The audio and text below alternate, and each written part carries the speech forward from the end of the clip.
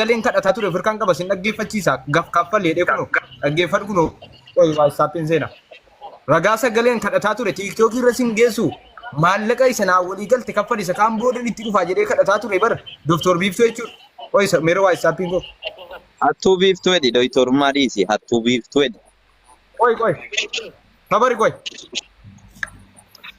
Yesi, inna jere. qoy callis miyuutii godhadhu callis hattuu Dubaay namti dha wallahi hattuu biiftuu tokkummaa dhaggeeffataan ture hin beektaa aboo callis abdii callis monitoring jirtanu miyuutii irratti qaba akkan itti Biiftuu kadhataa ture maallaqa irra jiru laadha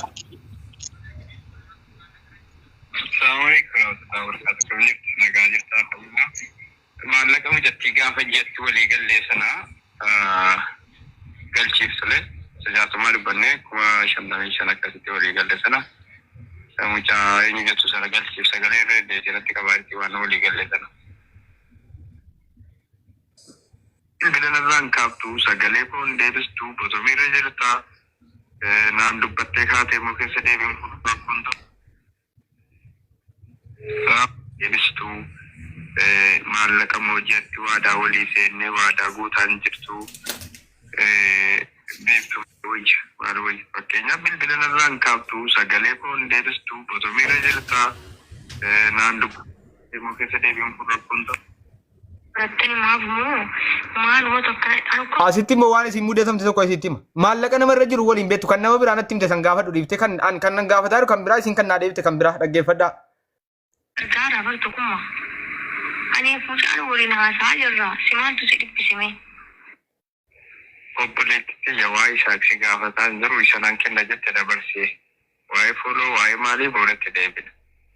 Waa'ee isaaq osoo hin taane kan si gaafataa jiru isaaqinis haasa'aan jirtu si argaa jira. Isa miti 55,000 nan dabarsanaan jette sana dabarsi.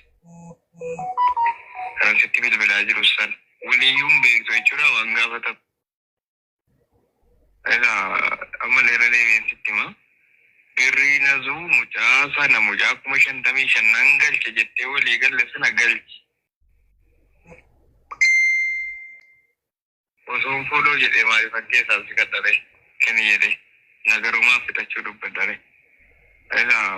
Amma leera deebiin sitti hima.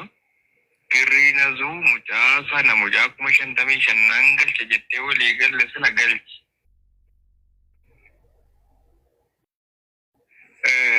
Assalamu alaikum warahmatullahi wabarakatuh. Biiftuu maallaqa eega waadaa ta'e deemuu buleeraa galchitee ta'uu hin galchine birrii shamarree sanaa galchitee moo hin galchine.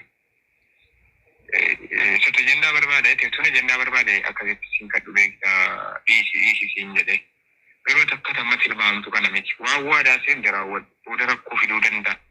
Booda rakkoon dhufe immoo rakkoon dhufe jechuun sirrii miti. Egalee maallaqa 55,000 sana maaf hin galchine. Sagalee koo kana hunda isaanaan deebifne ilaaltee callifti tiiktookiin isan itti barreesse nam fida sawwaree jechuudha kan isaa akkana isan itti barreesse masanjaraan nam fida jechuudha sini galee akka irrattan kadhataa ture jechuudha leebaa kana jechuudha wallaahi billa akka irrattan kadhataa ture mubaarakii waasii fudhattee kaate gabbaatee hattuu nutti hin dubbachiisin mubaarakii ol galchaa fudhataa duwwaa dhaalaate waasinnaa fudhattee miti hattummaa eeggali baatee afaan banti maallaqa galchuu ooti maallaqa sana galchine mubaarakii fi raamadaanii nam fannisuu deema ganaa jechuudha wallaahi. Hai, akka hatteetti gattaa'e maallaqa kaffalii deebii obboleettii koo kan isii kanatti nan deebi'a jechuudha. Amma waa'ee maa irratti deebi'a maa ergaa nuti ragaa kanatti kadhannee of irraa qabna obboleessa koo ata hannaan hin hirmatamne lafannaa isin jirtu dhaggeeffadhu. Hattuudhaan naxxee jajjabaadhu jettee hattuu jajjabeessite balaan hattuu sirguuta obboleessa koo Abdii Huseen hattuudha warri isaa hattuudha Samiira Gaaroo hattuudha warri yoon fagaattu ta'e yaadan kenniniiti callisi ajandaa iyyanii dadhabanii dhiisu akkas hin jedhin imimmaan hiyyeessaa barutu obboleessa kee ta'e obboleettii kee ta'e mubaarakiin naa galchaa lafa duwwaa tokko laalaati imimmaan hiyyeessaa bari utuu obboleettii kee ta'e obboleessa kee ta'e maallaqa koo nyaatame ta'e iyyi taatis bar kan ormaas hin gubu kan nama kaan isin gubu maal dedoo jala dhattee iyyanii dadhabanii dhiisu akkamitti iyyanii dadhabanii dhiisu wajjinan iyyan jettu ati hiyyeessaaf falmaa jirra bar obboleessa utuu qabaatte obboleessa keetiif hin falmin. Kaleessa birrii mubaarakii fanii yaa'u asirratti taa'e mubaarakiin caala feemisiidhaan namni asirratti. Birri Mubaarak nyaatamee fanii yaa ture jechuudha maallaqatti baasee dawwalaa ture. Mubaarak birrii 6,500 nyaatamee jira jechuudha Dubaay keessatti. Mallattoo qiyaamaati gaayyaa Mubaarak musammaa hatamuun Dubaay keessatti mallattoo qiyaamaati. Mallattoo qiyaamaati jechuudha. Wallahi gaayyaa hattuun Mubaarak musammaa hatte Dubaay keessatti. Daangaa darbite jechuudha. Tokkummaa. Daangaa darbite Mubaarak. Sila maal jetti beektaa guyyaa sadii hojiin harka badee jetti. Guyyaa sadii hojiin harka badee akka itti dhufee dubbadhu dhabe maal jette? Si gala miti? Hojiin kun battiisan isa uffannii hin bu'aa turte barsila. Mubaarakin naa galchaa jiru. Hojii gurbaa kana amma maayirreedoo waan sana dhiifaman koy maayirreedoo dhiifaman gaafattamoo jecha sanaan gaafattu. Maahir. Nanaga. Maayirreedoo.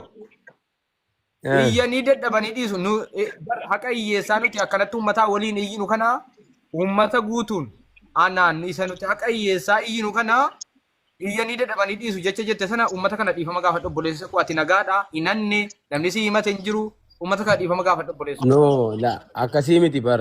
No, homo hunda dhiifamatti hin fidin malee nama dhiifama gaafachuun garuu rakkoo hin qabu. Akka waan hin balleessitti hin fidin. Hin dandeessa. No, rakkoo hin qabu. Dhiifamas mirga keeti ilaa dhaggeeffadhu. Dhiifama mirga keeti. Ati hattuu miti ragaan sii ba'a. Namni hattummaan si himate hin jiru. Ati hattuus miti. Ammatti hattuus miti namni hattummaan si himate hin jiru. Namni maallaqa namaa nyaatte jedhe hin jiru.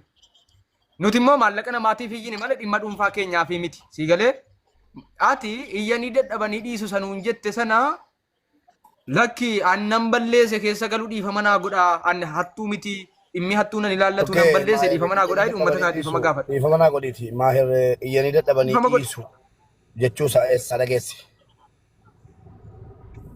Viidiyoo waraabamee jira amman fida amma natti ergama kunoo isaa qofa qaba viidiyoo jedheera hin jenne jedhe. Maallama meeqa jedhame isaatiin qofaamti biyaansi nama gara nama 900 jallata namni yeroo asitti dhiyaatu namni Isaak bidimee viidiyoo maayirin jenne maal nama baay'eetti dhaggeeffata jettee moo hin jenne hin jenne ani hin jenne wallahi ragaanaa fidi. Itu ataasoftu sirratti dawwalame naan hin baaneet maal jala taa'in si dhaggeeffata. Istii jedhee ilaalee viidiyoo jala gaafii tokkummaa. maahir obboleessa koo maahir kunoo jedhaa jirani koomenti waan namaan fuutu waa'ee namaa maasiyaasa. maal nama 900 gara nama 900 jala taa'e dhaggeeffata. Lakkiin haa ta'u mubeen ani kan naasa'e waa'ee isiin arrafamuu waa'ee minaamin irra taasa'e iyyuu ati badii qabda yoo ta'e hin jedheen waan balleessisan kenni. Hattuu ganaa arrabsin. Hattuu Ikkoo ganaa arrabsin. kenni hin jedheen qaba waan balleessisan deebisin hin jedheen qaba waan goota sana sirreessiidha bakka kan hin jedheen. Maayiroo Malee koo yeera dabee dhiisa tokkummaa Kame dubbatu dadhabee dhiifamaa jette. fidi habibi isaak fidi viidiyoo Uummanni kun sana. ni sitti mufateera. Eenyu si nama rimoo goota. Bishaa maa rimoo gootaadha. Okay. Amma walumaa galatti uummanni kun si dhagee sitti mufateera dhiifama uummata kee gaafadhu uummanni kun si jaallata Lakkii ani hin hinanne jenne hin himatamne sorry tokkummaa maallaqa hiyyeessaa tokkummaa uummata dhagee tokkoffaatti ijoollee komentii waan ijoolleen komentii jettu namni tokko waa ka'ee godhe jennaan hunda ka'ee jedha waan ta'eedhaafu ragaa viidiyoo waa fiduuti achi booda dhiifama isin jedhama.